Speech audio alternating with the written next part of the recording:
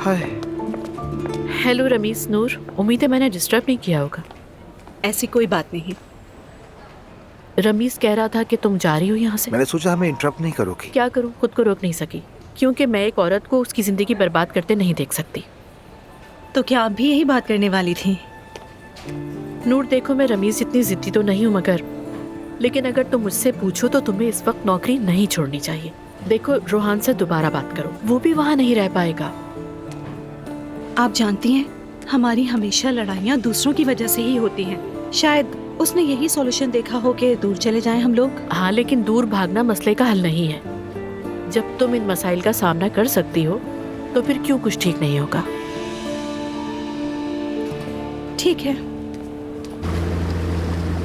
जवेरिया की बहुत याद आती है मुझे, पता है तुम्हें? वो मेरे लिए बहुत कीमती है। कभी कभी सोचता हूँ काश उसके साथ भी वक्त गुजार पाता। क्या ये दुआ की वजह से हो रहा है? नहीं नहीं, ऐसा नहीं है, मगर वो अभी बहुत छोटी है उरूज। वो अपनी माँ के साथ रहे, यही अच्छा है। हो सकता है दुआ इस बात का फायदा उठा रही हो।